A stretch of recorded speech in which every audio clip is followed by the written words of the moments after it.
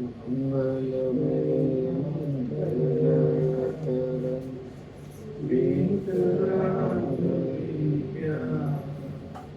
नमो नारायणाय भगवन्ताय हरिमंगलकरियो विलंबकरण कृपा जाते मिले समाज संभावे निज तन।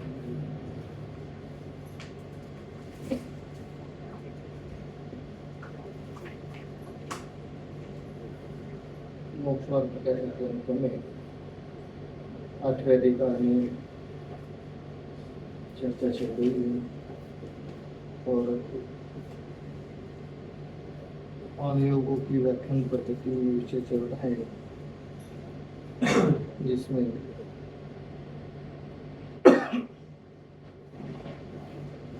विशेष रूप से शास्त्र पढ़ते लिखते समय जो भी समस्या सामने आती है उनका वर्णन इसमें हो रहा है।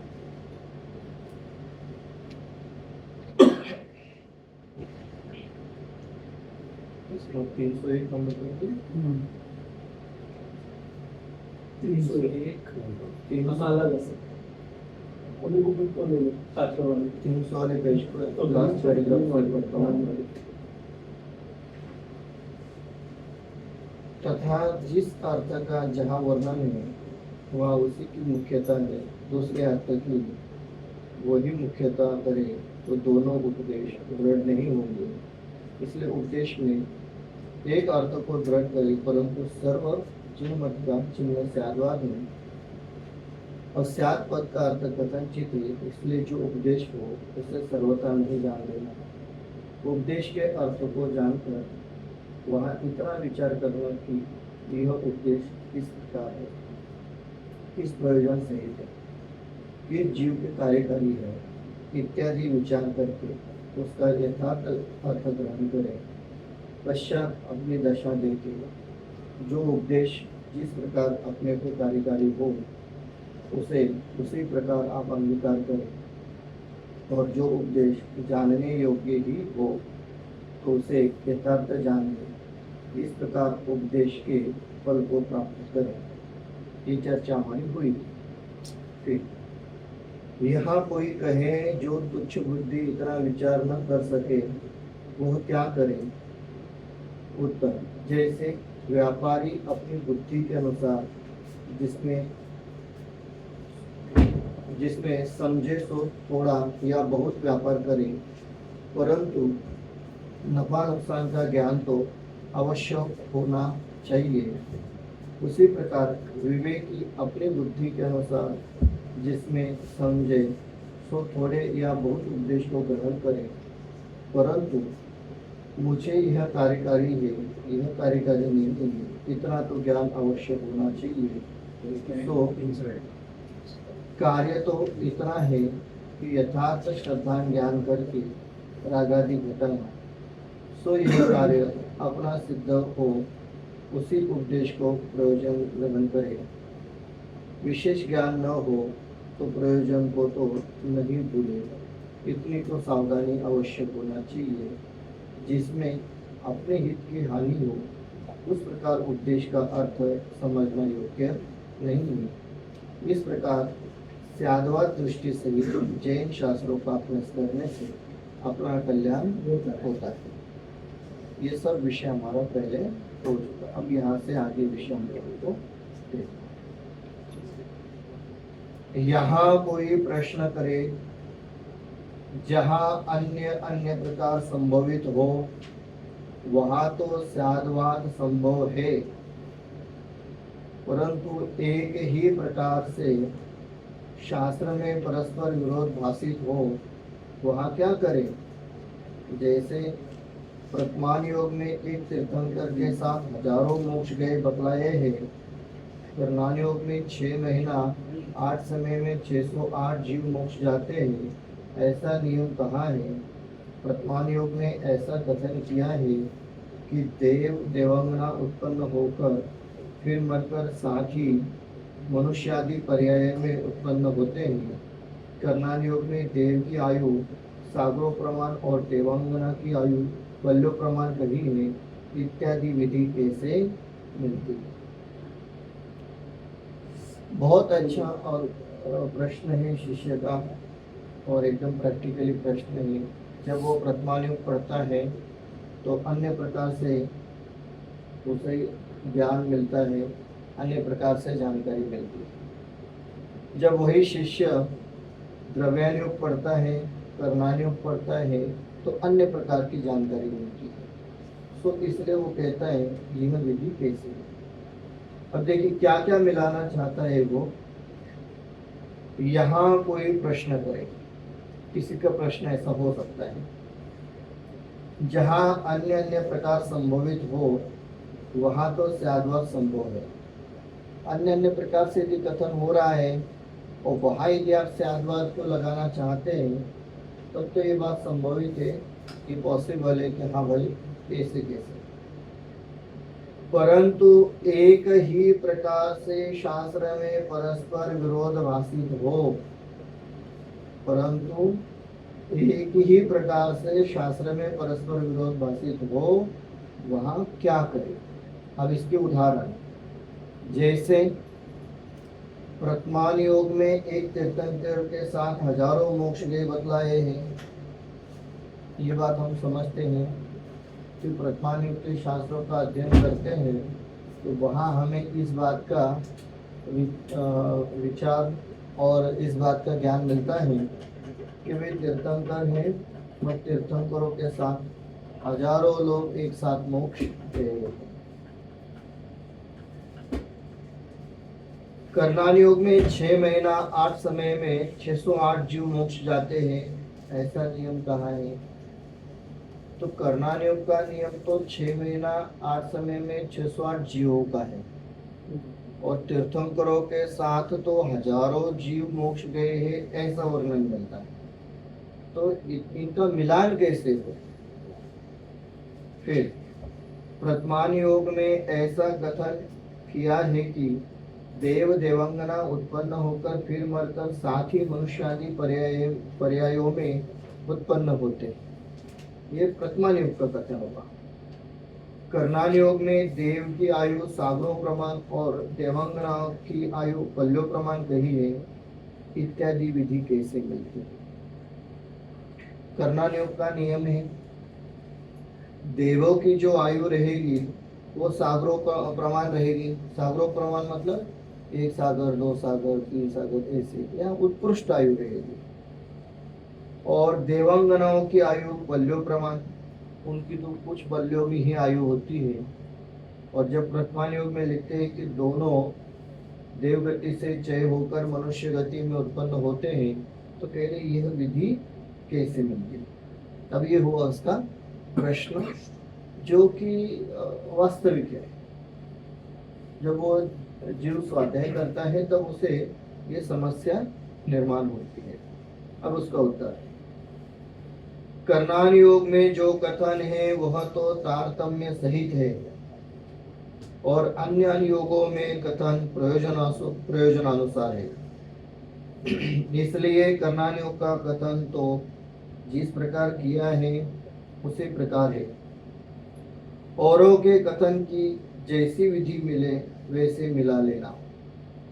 हजारों मुनि तीर्थंकर के साथ मोक्ष गए बतलाए, वहां यह जानना कि एक ही काल में इतने मोक्ष नहीं गए, परंतु जहाँ तीर्थंकर गमनादि क्रिया मिटाकर स्थिर हुए वहाँ उनके साथ इतने मुनि तिष्ठे, फिर आगे पीछे मोक्ष गए। इस प्रकार वर्तमान योग और कर्णान योग का विरोध दूर होता है तथा देव देवांगना साथ उत्पन्न हुए, फिर देवांगना ने क्षय कर बीच में अन्य पर्याय धारण की, उनका प्रयोजन न जानकर कथन किया, फिर वे कथन नहीं किया, फिर वे साथ मनुष्य पर्याय में उत्पन्न हुए। इस प्रकार विधि मिलाने से विरोध दूर होता है। इस प्रकार अन्यत्र विधि मिला लेना। बहुत सुंदर एक बात इसमें पहले पैराग्राफ में, मतलब पहले ही लाइन में आई है। क्या लिखते हैं? कर्णानुयोग में जो कथन है वह तो तारतम्य सहित है। ठीक है, तारतम्य सहित है मतलब फैक्ट है, वहां आगे पीछे नहीं कुछ, जैसा है वैसा ही है। और अन्य अनुयोगों में कथन प्रयोजनानुसार है। इस बात को आप अंडरलाइन कर लेना। कर्णानुयोग पढ़ेंगे तो 2 + 2 4 ही होता है, परंतु कर्णानुयोग को छोड़कर अन्य अनुयोग पढ़ोगे तो कभी कभी 2 + 2 5 भी हो सकता है, क्योंकि वहां प्रयोजन मुख्य है, कैलकुलेशन मुख्यता में नहीं। अन्य अनुयोगों में कथन में सिद्धांत की इतनी मुख्यता नहीं है, क्योंकि वहां जीवों को धर्म मार्ग में लगाना है, वहां जीवों को मोक्ष की ओर अग्रसर करना है, जीवों को मोक्ष मार्ग पर ले आने के लिए प्रेरित करना है। इसलिए वहां कैलकुलेशन वाला काम नहीं है, वहां प्रयोजन है। क्या प्रयोजन है? भरत जी घर में वैरागी, ये प्रयोजन का कथन है। पूजा पाठ करने से मोक्ष होगा, ये प्रयोजन का कथन है। परंपरा से पुण्य भी मोक्ष का कारण है, ये प्रयोजन का कथन है। व्रत उपवास धारण करो, मुनि दीक्षा धारण करो, मोक्ष होगा, ये प्रयोजन का कारण है। कर्णानुयोग से पूछेंगे तो वो कैलकुलेशन करके कहेगा कि मोक्ष का मूल कारण क्या है। क्योंकि जहां हमें जीव कुछ नहीं कर रहा है, तब उसे हम कहेंगे पूजा पाठ करो तो भी मोक्ष होगा। प्रयोजन ये नहीं है कि उसे कहीं मोक्ष ले जाना है, प्रयोजन ये है कि तत्काल में वो जीव धर्म मार्ग से जुड़े। जब वो तत्काल में धर्म मार्ग से जुड़ेगा, धीरे धीरे करके वो अपने आत्मा का कल्याण करने लगेगा, स्वाध्याय करेगा, भेद विज्ञान करेगा, तब खुद जान जाएगा कि क्या करने से मोक्ष होता है। इसलिए वहां प्रयोजन जीवों को धर्म में लगाने का है। तो प्रथमानुयोग, चरणानुयोग और द्रव्यानुयोग तत्काल के प्रयोजन को जान करके जीवों को उपदेश देते हैं, और कर्णानुयोग यथार्थ उपदेश देता है। कर्णानुयोग मतलब अपेक्षा से कथन नहीं कर रहा है, वो कह रहा है कि भाई ऐसा तो है, ऐसा है। मतलब कर्णानुयोग में मोटिवेट करने वाली बात नहीं है, सत्य परिस्थिति का वर्णन होता है। इसलिए कहते हैं अन्य अनुयोगों में कथन प्रयोजनानुसार है। ये बात हमें इसलिए अधिकता से ध्यान में रखनी है कि हम कर्णानुयोग को छोड़कर के अन्य कोई भी अनुयोग पढ़े, और वहां यदि हमें कहीं कोई कथन अन्य प्रकार से भाषित हो तो उसका अन्य अर्थ ग्रहण नहीं करना। वहां इस बात का ध्यान रखना कि भाई यहाँ जो भी हम लोग पढ़ रहे हैं वो प्रयोजन के अनुसार है। तो कभी भी किसी भी प्रकार का कोई कंफ्यूजन या कोई अन्य विचार हमारे मन में नहीं आना चाहिए। ठीक है, इसलिए कर्णानुयोग का कथन तो जिस प्रकार किया है उसी प्रकार है, मतलब जिस प्रकार कर्णानुयोग का है वो तो है ही, उसमें कोई भी अन्य विचार नहीं रखना। औरों के कथन की जैसी विधि मिले वैसे मिला लेना। औरों के मतलब कर्णानुयोग को छोड़ करके अन्य 3 अनुयोगों की कथन की जैसी विधि मिले वैसे मिला लेना। यदि आपको ये लग रहा है कि भाई प्रथमानुयोग का ये कथन इस प्रकार का नहीं इस प्रकार का है, तो कोई बात नहीं, वैसा अर्थ ग्रहण करो, वह कोई समस्या नहीं है। करना योग में भी स्यादवाद लगेगा, परंतु स्यादवाद को फैक्ट पर लगेगा, अपेक्षाकृत नहीं लगेगा। जो स्थिति जैसी है उसे उसी रूप से स्वीकार करना, इस विधि से स्यादवाद लगेगा। मतलब कोई उदाहरण, हाँ, छठवें सातवें गुण स्थान में ही भावलिंगी अवस्था होती है, तो ये वाले कथन पर स्यादवाद नहीं लगेगा, वो है सो है। मुनि बनने से मोक्ष मिलता है, इस कथन पर स्यादवाद लगेगा।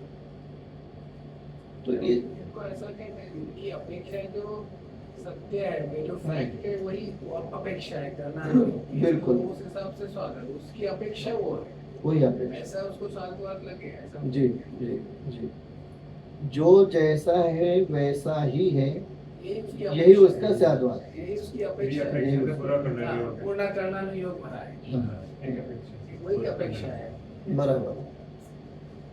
और उसमें जैसे प्रस्थान योग और चरणन योग में अपेक्षा कथन हो रहा है, ऐसा इसी अपेक्षा यहाँ नहीं रहेगी। फिर आगे हजारों मुनि तीर्थंकर के साथ मोक्ष गए बतलाए, वह यह जानना कि एक ही काल में इतने मोक्ष नहीं गए हैं। एक ही काल मतलब एक ही समय, एक दिन एक घंटा ऐसा नहीं है, परंतु जहाँ तीर्थंकर गमनादि क्रिया मिटाकर स्थिर हुए, वह उनके साथ इतने मुनि तिष्ठे मतलब थे, उनके साथ, उनके साथ रहते थे, दीक्षा ली हुई थी, उनके संग में उस समय चल रहे थे, फिर आगे पीछे मोक्ष गए। और ऐसा ही होता है, ये जो कथन मिलता है ना, इस पुट से ये तीर्थंकर मोक्ष गए, इतने मुनि मोक्ष गए, एक सापेक्ष कथन होता है। सापेक्ष कथन से तात्पर्य ऐसा है कि जिस स्थान से ये मोक्ष गए वाली बात कहते हैं, हजारों मुनि वहाँ विचरण करते थे, रहते थे, तीर्थंकर को मोक्ष हुआ, वे मुनिराज हो ही रहे, फिर धीरे धीरे करके मोक्ष को गए, इवन देन आगे पीछे भी गए। मतलब ऐसा, मतलब ये भाव छोड़ के दूसरे 3-4 भाव करके बाद में भी गए, ऐसा भी हो सकता है। हाँ, ऐसा भी हो सकता है, इसलिए पीछे में तो वही भाव में मुनि करके मोक्ष गया, ऐसा नहीं है, ऐसा नहीं है, मुनि करके दूसरा और भाव मिला और कोई भाव मिला, जी जी जी, ऐसा भी हो सकता है। मतलब सपोज मुनि सूरजनाथ भगवान का जहाँ कुट है, वहां से जो मुनि राज मोक्ष गए वो उन्हीं के साथ गए ऐसा नहीं है, हो सकता है वो ऋषभदेव के समय में भी गए रहेंगे, हो सकता है वो महावीर स्वामी भगवान के समय में भी गए रहेंगे, तो ऐसे आगे पीछे काल मिला करके और कुल मिला करके 24 तीर्थंकरों के समय में, यह हम कहे चौथे काल में, जहाँ से मोक्ष जाने की विधि प्रारंभ हुई, वहां से लेकर के चौथे काल के अंत समय तक गए हैं, सबको मिला करके कथन करेंगे, यहाँ से इतने मोक्ष गए। ठीक है, फिर आगे इस प्रकार प्रथमान योग और कर्णान योग का विरोध दूर होता है तथा देव देवांगना साथ उत्पन्न हुए, फिर देवांगना ने क्षय कर बीच में अन्य पर्याय धारण की, उनका प्रयोजन न जानकर कथन नहीं किया।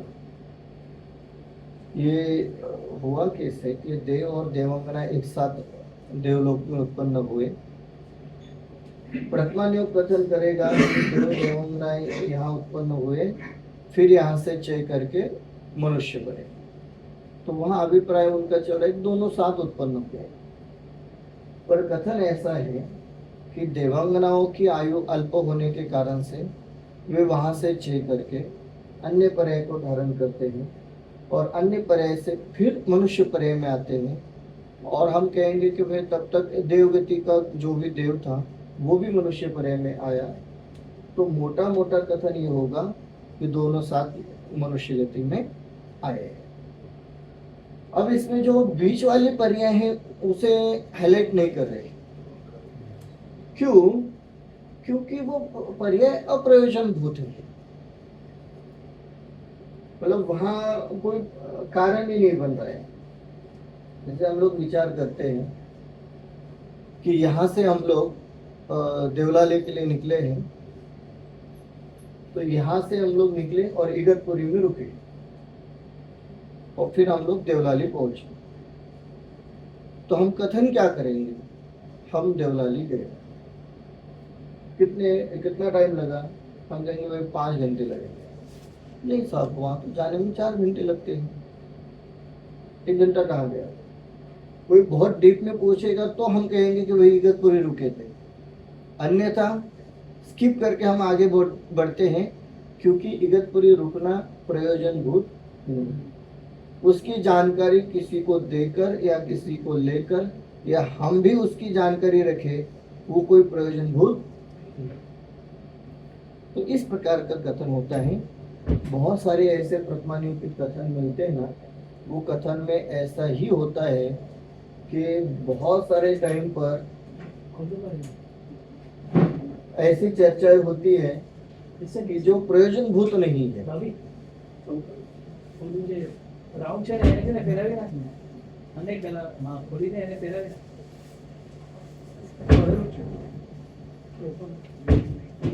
बहुत सारे प्रतिमानियों के कथन ऐसे होते हैं जिनका कोई प्रयोजन नहीं है, तो ऐसे कथन कर देते हैं।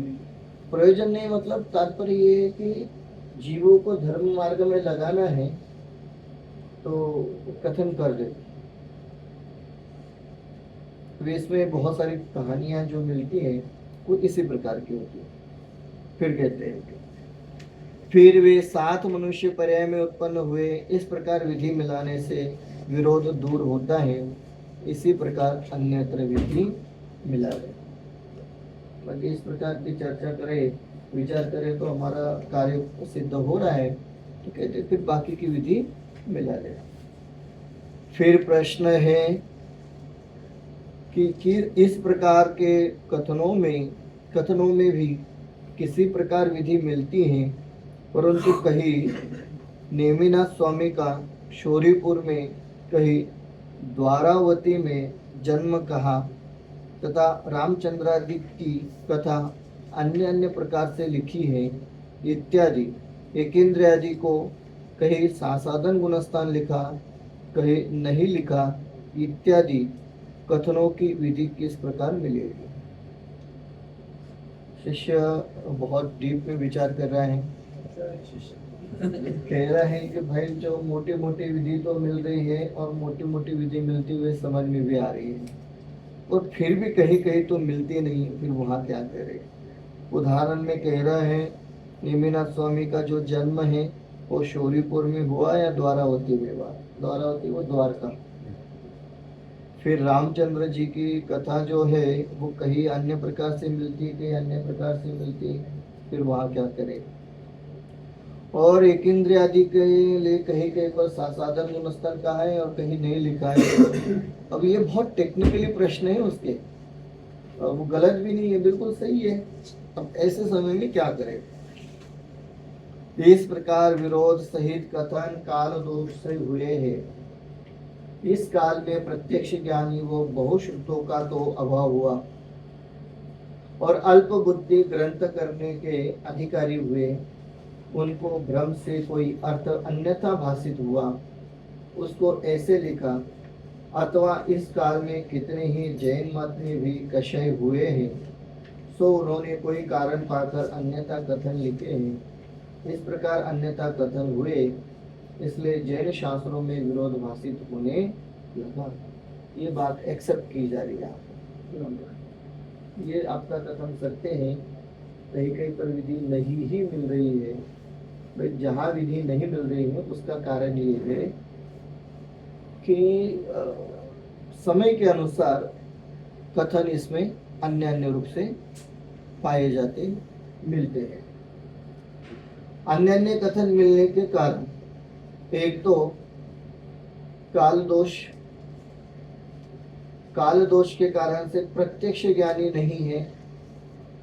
अभी वर्तमान में हम लोग जो भी शास्त्र पढ़ते हैं कोई भी प्रत्यक्ष ज्ञानी इस समय नहीं है। बहुश्रुतों का तो अभाव हुआ। ये बहुश्रुत क्या हुए? बहुश्रुत मतलब बहुत ज्ञान के धारक मुनिराज। जैसे हम लोग विचार करते हैं कि एक अंग के धारी, दो अंग के धारी, तीन अंग के धारी, ऐसे जो मुनिराज पहले होते थे अब वो नहीं रहे। सो बहुश्रुतों का अभाव हुआ और अल्प बुद्धि ग्रंथ करने के अधिकारी हुए। जो बहुत ही अल्प ज्ञान के धारक थे उन्होंने ग्रंथ बनाए। उनको भ्रम से कोई अर्थ अन्यथा भाषित हुआ। ये भी संभव है कि जब वो पढ़ रहे थे, लिख रहे थे तो कोई अर्थ उन्हें अन्य रूप से भाषित हुआ। उसने ऐसे लिखा, यहाँ तक तो ठीक है, अल्प ज्ञान के कारण से ऐसा संभव। अथवा इस काल में कितने ही जैन मत में भी कषय हुए हैं, सो उन्होंने कोई कारण पाकर अन्यथा कथन लिखे। ये भी हुआ है कि मुझे यह अर्थ भाषित होता है तो यही सत्य है, ऐसा मान करके भी बहुत लोगों ने कथन लिखे। इस प्रकार अन्यथा कथन हुए, इसलिए जैन शास्त्रों में विरोध भाषित होने लगा। लास्ट टाइम पहले भी ऐसा प्रश्न जहाँ ये प्रयोजन जो है उसमें तो तत्वों का सत्याश्रता में उसमें कोई विरोध है नहीं। अप्रयोजन रूप में ऐसा कहीं कहीं विरोध भाषित है वो तो जी बिल्कुल। ये सब चीजें एग्जांपल भी जो ऊपर दिए वो सब प्रयोजन रूप ऐसा कुछ है नहीं। सम्यक दर्शन में कोई बाधक नहीं है। बाधक नहीं है, इसलिए कोई समस्या नहीं कि ठीक है आगे पीछे हो तो कोई दिक्कत नहीं है। पर ऐसे एक मिला जुला उदाहरण जो नेमिनाथ राजकुमार नेमिनाथ के समय का चलता है। भारत लेकर के आए, पशुओं को बांध करके रखा। अब ये बहुत स्पष्टता से ये बात नजर आती है। इसके लिए कोई बहुत तर्क वितर्क का अध्ययन करने की भी आवश्यकता नहीं है, क्योंकि यादव कुल में उनका जन्म हुआ है। और सामान्य रूप से भी विचार करें तो उस समय लोग नॉनवेज नहीं खाते थे। सामान्य कोई बहुत आदिवासी भील टाइप के लोग जो जंगलों में रहते थे वही लोग नॉनवेज खाते थे। बाकी समाज में नॉनवेज खाने की कोई प्रथा ही नहीं थी। मतलब यहाँ हिंदू, जैन, बौद्ध ये वाली बात ही नहीं है। बहुत सामान्य सा विचार आता है तो नॉनवेज आदि खाने की प्रथा थी नहीं। मतलब आर्य और अनार्य दो प्रकार के लोग माने जाते थे मोटा मोटा। अनार्य मतलब जो जंगलों में रहे और नॉनवेज आदि खावे वो अनार्य, और बाकी शहरों में रहने वाले सब आर्य हुआ करते थे। और आर्य में मांस भक्षण की कोई प्रथा ही नहीं थी। इसलिए उनकी बारात आएगी फिर लोगों हाँ ये कहाँ, मतलब कोई कारण ही नहीं नजर आता है। फिर आया कैसे? कोई अज्ञानी ने, कषाई जीव ने इस धर्म को हम कह सकते हैं अन्य रूप से प्ररूपित करने के लिए, अपना कषाय भाव व्यक्त करने के लिए इस प्रकार की कोई कहानी लिखी। फिर वो प्रचलन में आ गई, आगे चल पड़ी। फिर प्रचलन में आई, आगे चल पड़ी तो कुछ लोगों ने अप्रयोजन बुद्ध जान करके ध्यान ही नहीं दिया, और जिन्होंने आगे बढ़ाई उनमें कुछ कषाई रहे होंगे। अपनी कषाय को पुष्ट करना है तो ये ऐसे कार्य होते हैं। सो इसलिए ये अप्रयोजन बुद्ध जान करके इन्हें छोड़ देना ही योग्य है। जहाँ विरोध भाषित हो वहाँ इतना करना कि यह कथन करने वाले बहुत प्रामाणिक है या यह कथन करने वाले बहुत प्रामाणिक है।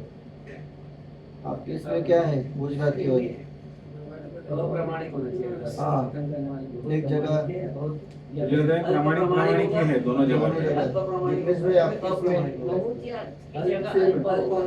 प्रामाणिक दोनों जगह सेम है, दोनों प्रामाणिक। बहुत इस काल में सॉरी हाँ, जहाँ विरोध भाषित हो वहाँ इतना करना कि यह कथन करने वाले बहुत प्रामाणिक है या यह कथन करने वाले अल्प या अप्रामाणिक, ऐसे हम उसका अर्थ विचार करते हैं। फिर आगे बढ़ते, ऐसे विचार करके बड़े आचार्यादिकों का कहा हुआ कथन प्रमाण करना। मतलब भाई जो सामान्य कथन मिल रहे हैं इसमें जो भी कथन है इसके कर्ता कौन है, बहुत प्रामाणिक है, अल्प प्रामाणिक है या अप्रामाणिक है, ऐसा विचार करके जो बड़े आचार्य आदिकों का कथन है उसे प्रमाण स्वरूप स्वीकार करना। तथा जिन मत के बहुत शास्त्र हैं उनके आमनाय मिलाना, जो कथन परंपरा आमनाय से मिले उस कथन को प्रमाण करना। क्या कहते हैं? तथा जिन मत के बहुत सारे शास्त्र हैं उनके आमनाय मिलाना। एकाध दो शास्त्रों से कथन मिले ठीक, नहीं मिले तो ठीक, तो मिलाना कहाँ? तो कहते बहुत बड़ी आमनाय है, बहुत बड़ा शास्त्र भंडार है, अब तो बहुत शास्त्रों से मिलाना, एकाध से मिला करके निर्णय नहीं करना। जो कथन परंपरा आमनाय से मिले उस कथन को प्रमाण करना। जो कथन परंपरा आमनाय से मिले, परंपरा से मिलता हुआ नजर आवे, वही कथन प्रमाण करना। इस प्रकार विचार करने पर भी सत्य असत्य का निर्णय न हो सके तो जैसे केवली को भाषित हुए हैं वैसे प्रमाण है ऐसा मान लेना। बहुत प्रयास करने पर भी कहीं प्रमाण मिल नहीं रहा है और कहीं नहीं बैठ रहा है, तो श्रद्धा में ये रखना कि जैसा केवली को भाषित हुआ है वैसा प्रमाणभूत है, बाकी अल्प ज्ञान के अनुसार जैसा है वैसा है। श्रद्धा केवली के वचनों को प्रमाण मानकर, क्योंकि देवादिक का व तत्वों का निर्धार हो बिना तो मोक्ष मार्ग होता नहीं है। उसका तो निराधार भी हो सकता है, इसलिए हाँ, उसका तो निर्धार भी हो सकता है, इसलिए कोई उनका स्वरूप विरुद्ध कहे तो आप ही को भाषित हो जाएगा। तथा अन्य कथन का निर्धार न हो या संशयाधि रहे या अन्यथा भी जानपना हो जाए और केवली का कहा प्रमाण है ऐसा श्रद्धा रहे तो मोक्ष मार्ग में विघ्न नहीं है ऐसा जाना। मोक्ष मार्ग में सात तत्वों और देवादि का मतलब देव शास्त्र गुरु और सात तत्वों का निर्धार हो सकता है, उनका निर्धार करें। और कह रहे कि जब आप मिलान करने के लिए बैठोगे तो निर्धार तो होगा। मतलब ऐसा है ना कि 2 और 2 5 होते हैं, ये कथन दादर में हो, मुंबई में हो, पुणे में हो, पूरे महाराष्ट्र में हो, यहाँ तक तो हो सकता है, पूरी दुनिया में तो नहीं हो सकता है। तो आप पूरी दुनिया से मिलान करो तो आज न कल तो वो सत्य साबित होगा, सत्य भाषित होगा ही, इसलिए वहां तो निर्धार होगा। और बाकी जो कथन है उनका निर्धार नहीं भी हुआ तो कोई समस्या नहीं है। लिखते तथा अन्य कथन का निर्धार न हो या संशयादि रहे या अन्यथा भी जानपना हो जाए और केवली का कहा प्रमाण है ऐसा श्रद्धा रहे तो मोक्ष मार्ग में विघ्न नहीं है ऐसा जानना। मतलब ये हुआ कि जो भी शास्त्र हम पढ़ते हैं हमें उसमें ये बात का विचार रखना है, हम अपने बुद्धि से, हम अपने अल्प बुद्धि से जो भी अर्थ ग्रहण कर रहे हैं वो ऐसा है, परंतु अंतिम प्रमाण तो केवली का ज्ञान है। ऐसा श्रद्धा रखे और फिर शास्त्र का अध्ययन करे तो कहते हैं कोई विघ्न नहीं। क्यों? क्योंकि हमने अपने अल्प बुद्धि से जो हमें अर्थ भाषित हो रहा है उसे स्वीकार किया है, श्रद्धा किया है, परंतु अंतिम श्रद्धा तो केवली के अनुसार ही है। ऐसा जो हमारा श्रद्धा है वो श्रद्धा प्रमाणभूत है और फिर वो श्रद्धा मोक्ष मार्ग में कार्यकारी। यहाँ कोई तर्क करे कि जैसे नाना प्रकार के कथन जिन मत में कहे हैं वैसे अन्य मत में भी कथन पाए जाते हैं, सो अपने मत के कथन का तो तुमने जिस प्रकार स्थापन किया और अन्य मत में ऐसे कथन को तुम दोष लगाते हो, यह तो तुम्हें राग द्वेष है। शिष्य कह रहा है कि भाई जब आप अपने शास्त्र पढ़ते हो उसमें आपको यदि आगे पीछे कथन नजर आ रहे हैं तो आपने तो जैसे तैसे करके उनको मिलान कर लिया, उनको मिला लिया, परंतु वे अन्य मत में भी तो ऐसे कथन पाए जाते हैं, वहाँ तो आप मिलान नहीं कर रहे हैं, वहाँ तो अन्य कथन को तुम दोष लगाते रहते हो। तो कहते ये तो फिर राग द्वेष हुआ। अपना है इसलिए जैसे तैसे मिलान कर लो और अपना नहीं है तो उसकी छुट्टी करो, कहते ये राग द्वेष हुआ। समाधान, कथन तो नाना प्रकार के हो और एक ही प्रयोजन का पोषण करे तो कोई दोष है नहीं, परंतु कहीं किसी प्रयोजन का और कहीं किसी प्रयोजन का पोषण करे तो दोष ही है। अब जिन मत में तो एक रागादि मिटाने का प्रयोजन है, इसलिए कहीं बहुत रागादि छुड़ाकर थोड़े रागादि कराने के प्रयोजन का पोषण किया है, कहीं सर्व रागादि मिटाने के प्रयोजन का पोषण किया है, परंतु रागादि बढ़ाने का प्रयोजन कहीं नहीं है। इसलिए जिन मत का सर्व कथन निर्दोष है और अन्य मत में कहीं रागादि मिटाने के प्रयोजन सहित कथन करते हैं, कहीं रागादि बढ़ाने के प्रयोजन सहित कथन करते हैं, इसलिए अन्य भी प्रयोजन की विरुद्धता सहित कथन करते हैं। इसलिए अन्य मत का कथन सदोष है। लोक में भी एक प्रयोजन का पोषण करने वाले नाना कथन कहे उसे प्रामाणिक कहा जाता है, और अन्य प्रयोजन का पोषण करने वाली बात करे उसे बावला कहते हैं। और बहुत स्पष्टता से जवाब दिया है। कहते हैं कि कथन तो नाना प्रकार के हो और एक ही प्रयोजन का पोषण करे तो कोई दोष है नहीं। मतलब एक प्रयोजन तो एक है, नाना प्रकार के कथन है, कोई समस्या नहीं है, परंतु कहीं किसी प्रयोजन का और कहीं किसी प्रयोजन का पोषण करे तो दोष ही है। मतलब ऐसा है,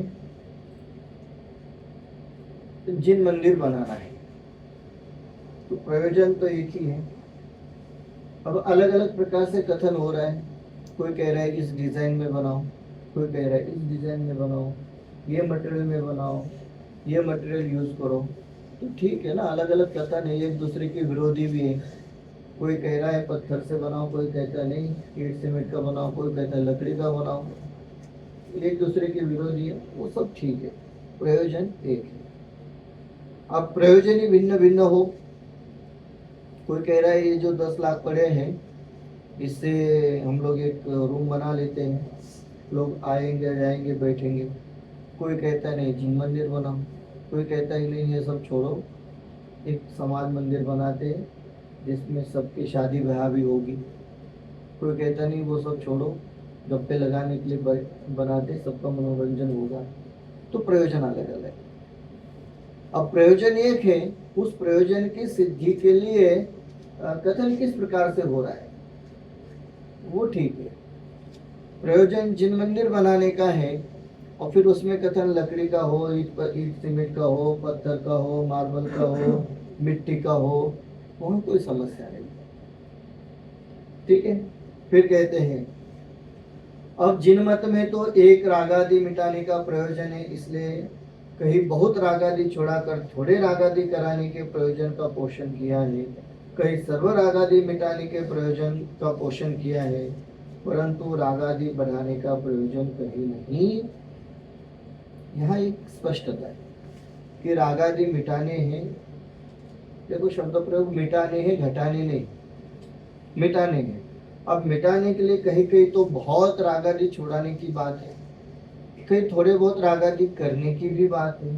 तो कहते कोई बात नहीं, क्योंकि प्रयोजन मुख्य है रागादि मिटाने का।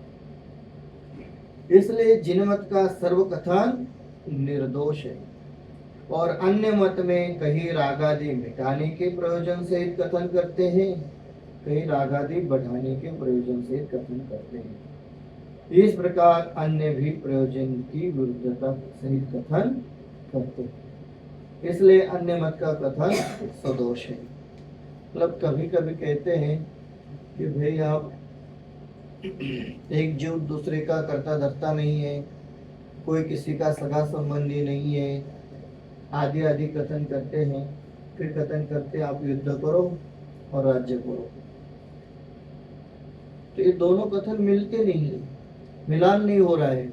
एक तरफ आप रागादि घटा रहे और दूसरी तरफ आप कह रहे राज्य करो तो रागादि बढ़ा रहे, तो ये कथन मिलते नहीं है, इसलिए वो सब सदोष है। लोक में भी एक प्रयोजन का पोषण करने वाले नाना कथन कहे उसे प्रामाणिक कहा जाता है, और अन्य अन्य प्रयोजन का पोषण करने वाली बात करे उसे बावला कहते हैं। ये बावला वाला शब्द प्रयोग छोड़ो मुझे कैसे सहजता से निकलता है, और ये उस समय निकलता है। आप देखना ये 2-3 जगह आया हुआ शब्द है। ये ऐसे ऐसे स्थान पर आता है कि जहां पर टोटमल जी बहुत सहजता से कहना चाहते हैं कि भाई इतनी तो बात आपको समझ में आनी चाहिए। ऐसे स्थानों पर ये शब्द का प्रयोग होता है। फिर कहते हैं तथा जिन मत में नाना प्रकार के कथन है सो भिन्न भिन्न अपेक्षा सहित है, वहां दोष नहीं है। जिन मत में भी नाना प्रकार के कथन है और भिन्न भिन्न अपेक्षा सहित है, वहां दोष नहीं है। अन्य मत में एक ही अपेक्षा सहित अन्य अन्य कथन करते हैं, वहां दोष है। जैसे जिन देव के वीतराग भाव है और समोशरणादि विभूति भी पाई जाती है, वहां विरोध नहीं है। समोशरणादि विभूति की रचना इंद्रादि करते हैं, उनको उसमें रागादिक नहीं है, इसलिए दोनों बातें संभवित है। और अन्य मत में ईश्वर को साक्षीभूत वितराग भी कहते हैं तथा उसी के द्वारा किए गए काम क्रोधादिक भाव निरूपित करते हैं। सो एक आत्मा को ही वितरागपना और काम क्रोधादि भाव कैसे संभवित है, इस प्रकार अन्यत्र बहुत स्पष्टता से उदाहरण के साथ में बात करते हैं। कहते हैं जिन मत में भी नाना प्रकार के कथन है सो भिन्न भिन्न अपेक्षा सहित है, वहां कोई दोष नहीं है। अन्य मत में तो एक ही अपेक्षा सहित अन्य अन्य कथन करते, वहां दोष है। उदाहरण में कहे तो हम कहते हैं अर्यंत भगवान पूर्ण वितरागी है, और फिर कहते हैं समोशरण होता है, तो समोशरण का जो वर्णन करते हैं उस वर्णन को पढ़ने से बहुत प्रकार का राग भाव उत्पन्न होता है।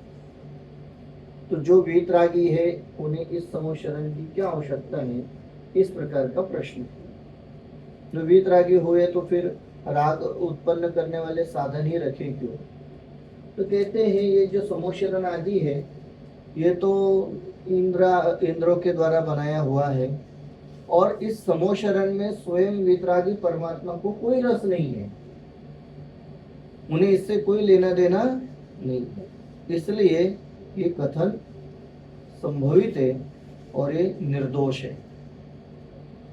दूसरी बात यदि हम कहे कि अन्य मत में कहते इस ईश्वर को साक्षीभूत कहते हैं, अन्य मत में वो होता है माया और मीन का नहीं, वो अन्य मत में कहता है ये सब माया का खेल है और खुद भगवान तो कुछ करते ही नहीं है, इस प्रकार का कथन मिलता है।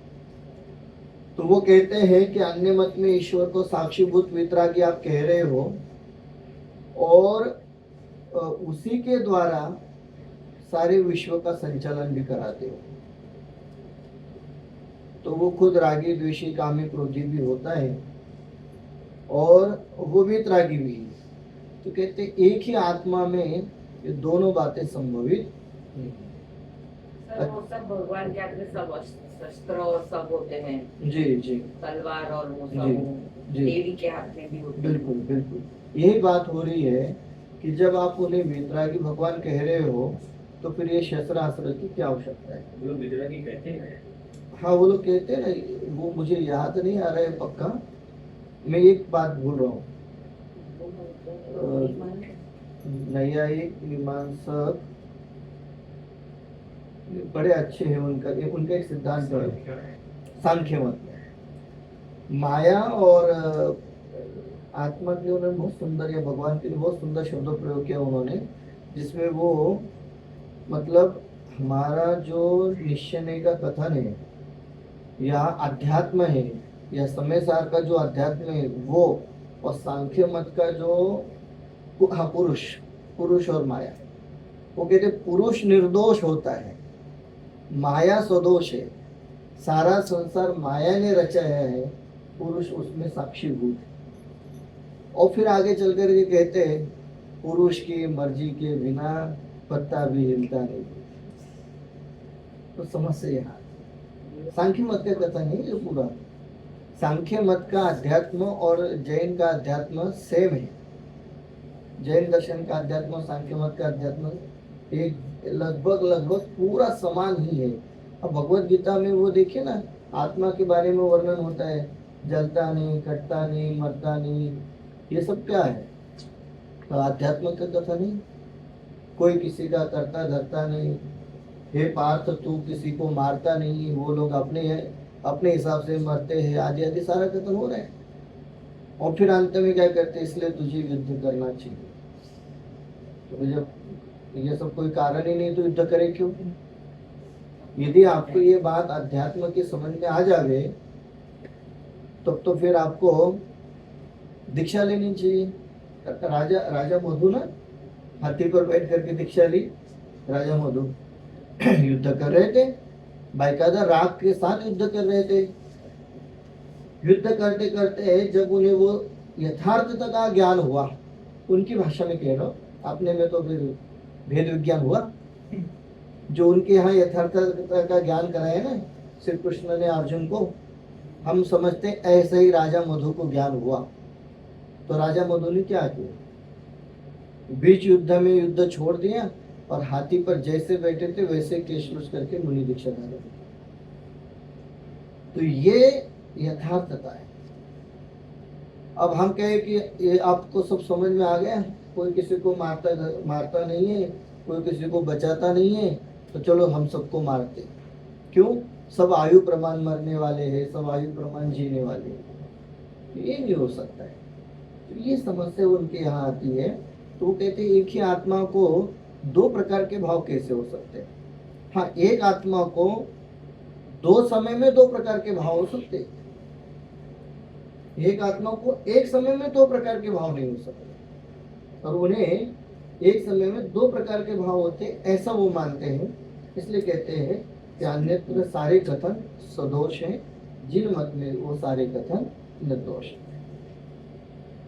सो एक आत्मा को ही वीतरागपना और काम क्रोधादि भाव कैसे संभवित है, इस प्रकार अन्यत्र जाना। तथा काल दोष से जिन मत में एक ही प्रकार से कोई कथन विरुद्ध लिखे हैं, सो यह तुच्छ बुद्धियों की भूल है, कुछ मत में दोष नहीं।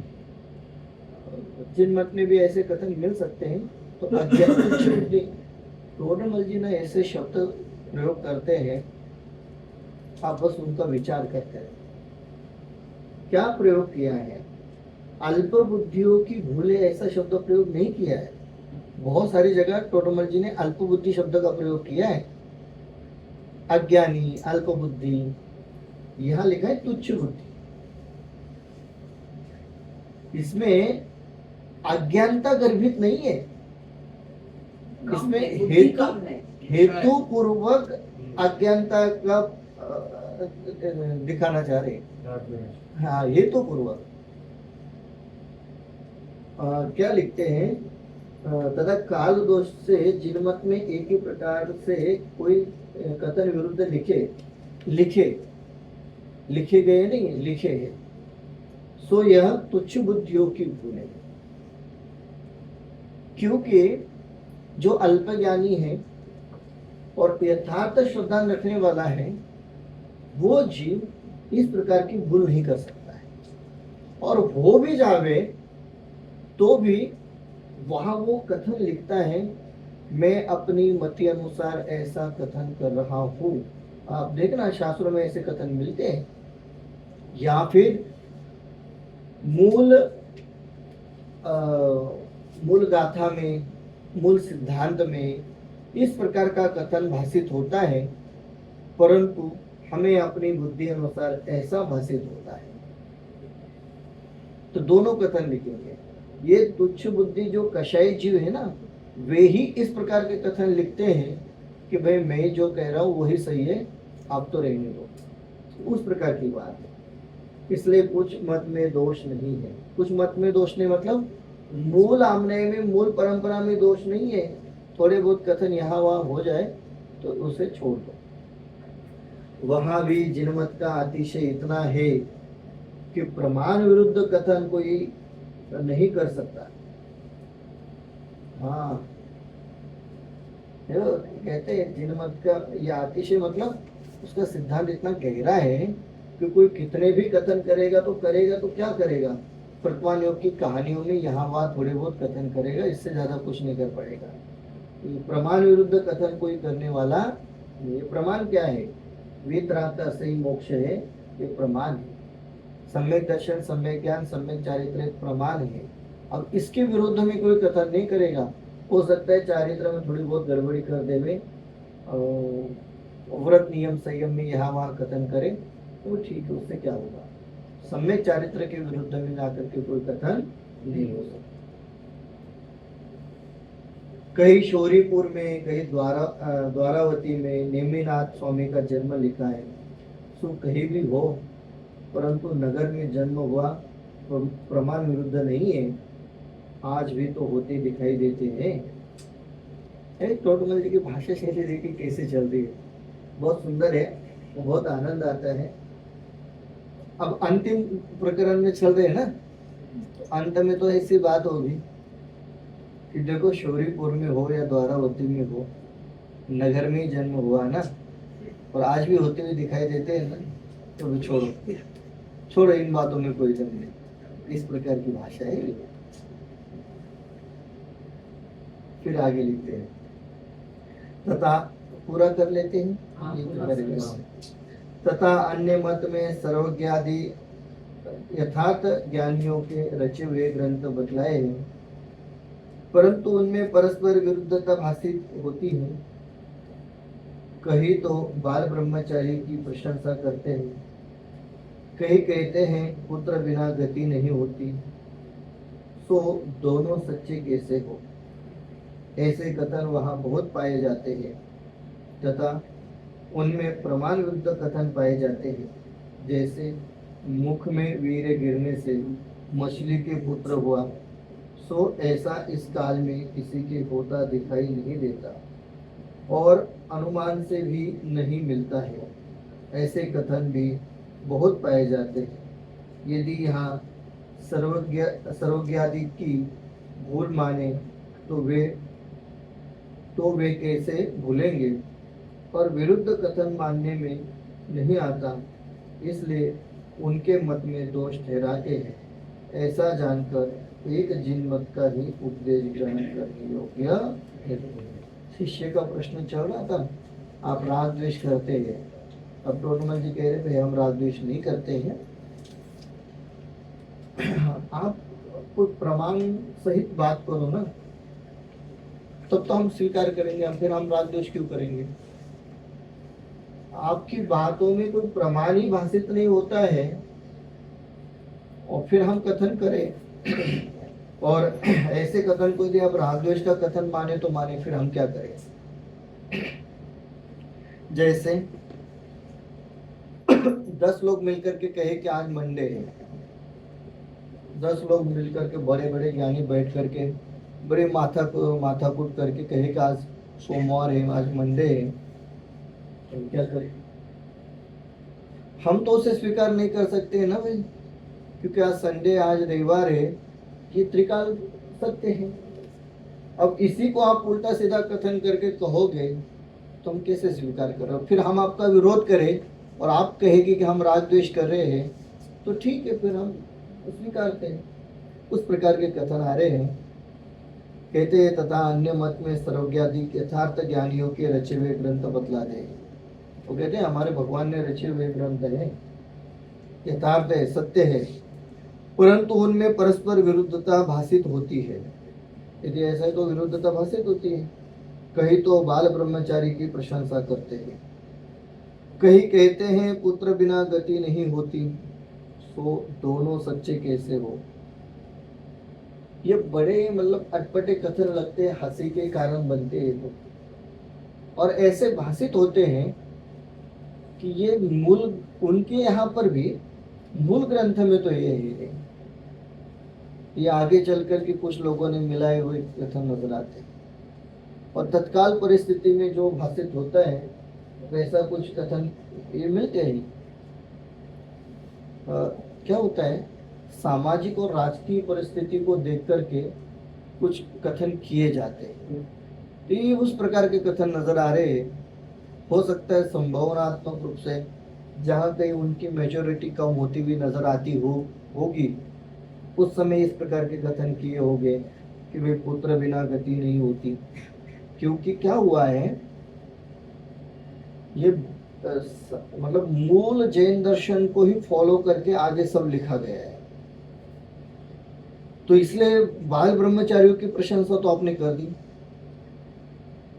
अब आगे चल करके देखा गया कि भाई हमारी मेजोरिटी कम हो रही है, तो कैसे बढ़ाए? तो उन्होंने लिखा पुत्र बिना गति नहीं होती। अब पुत्र क्यों लिखा? पुत्री लिखेंगे तो क्या समस्या है? पुत्र हो या पुत्री हो, वो तो है ना। नहीं, ये पुत्र वाली बात, उसमें ये भाव भाषित होता है कि आगे चल के राजा बनना है, युद्ध करना है, लड़ाई करनी है, अपना वर्चस्व स्थापित करना है, तो फिर पुत्र।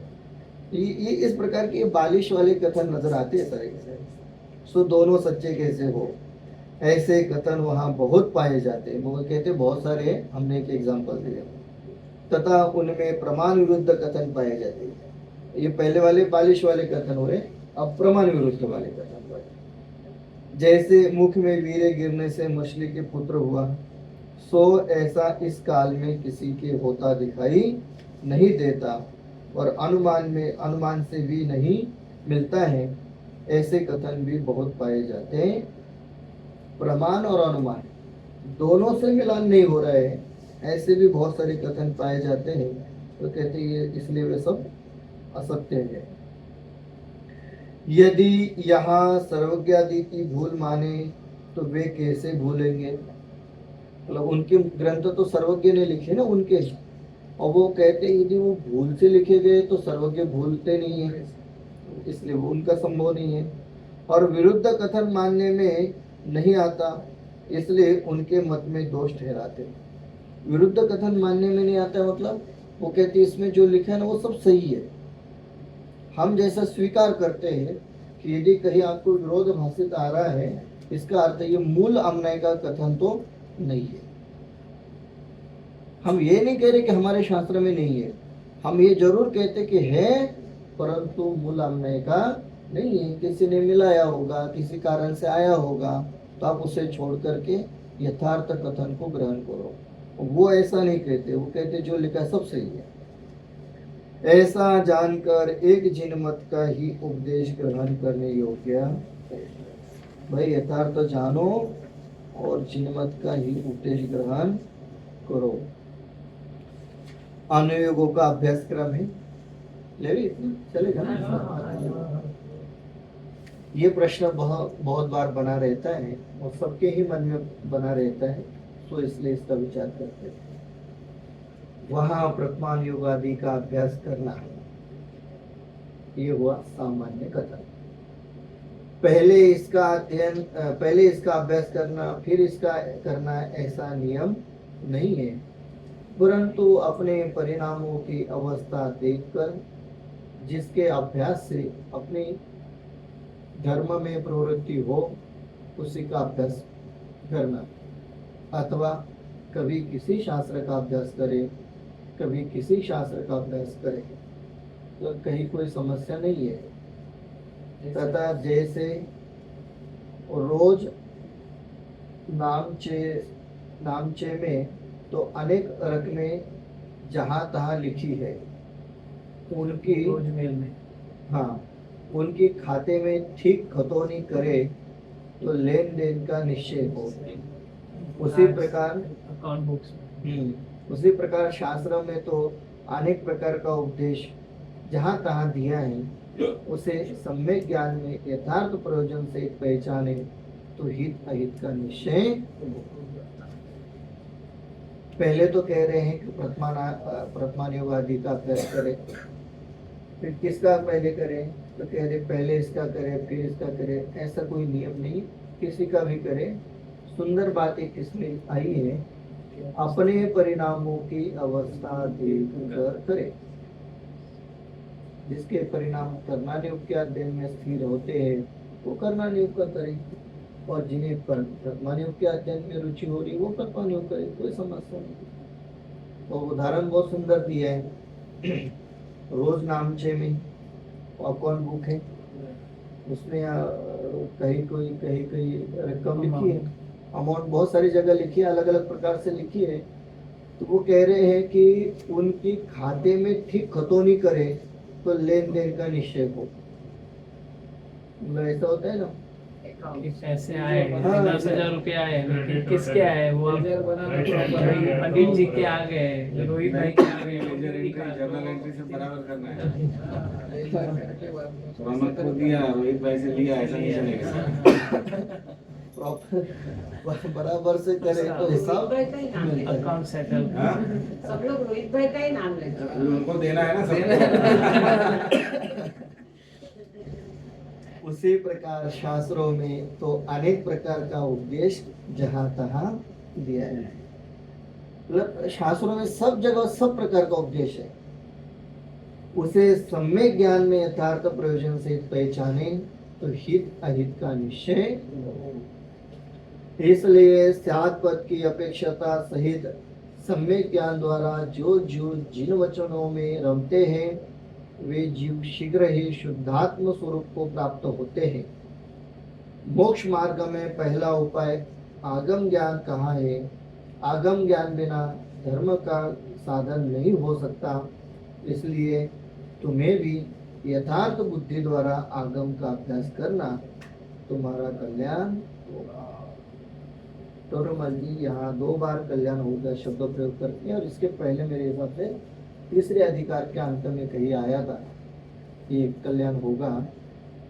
तो एक प्रकार से ये मूल ग्रंथ की प्रस्तावना थी, तो कल्याण अपेक्षा से कथन हो रहा था। अब अंतिम उद्देश्य की ओर चल रहे थे, इसलिए लिखते हैं कि वे सात पद की अपेक्षा सहित सम्यक ज्ञान द्वारा जो जीव जिन वचनों में रमते हैं। कैसा होता है रमना? हम लोग रमते हैं ना, तीन विचारों में, किसी कार्य में, सो ऐसे तो कहते हैं वो जीव ही शुद्धात्म स्वरूप को प्राप्त होते हैं। मोक्ष मार्ग में पहला उपाय आगम ज्ञान कहा है। आगम ज्ञान बिना धर्म का साधन नहीं हो सकता। मोक्ष मार्ग में पहला उपाय यदि पूछे तो वो आगम ज्ञान है, शास्त्रों का अध्ययन है, और आगम ज्ञान बिना धर्म का साधन भी नहीं होता है। इसलिए तुम्हें भी यथार्थ बुद्धि द्वारा आगम का अभ्यास करना, तुम्हारा कल्याण होगा। तो हमें भी ये अध्ययन करना चाहिए, इससे हमारा कल्याण होता है। इति श्री मोक्ष मार्ग प्रकाशक नामक शास्त्र में उपदेश स्वरूप प्रतिपादक 8वां अधिकार संपूर्ण हुआ। अभी 9वें अधिकार की चर्चा है, वो हम लोग आगे के समय से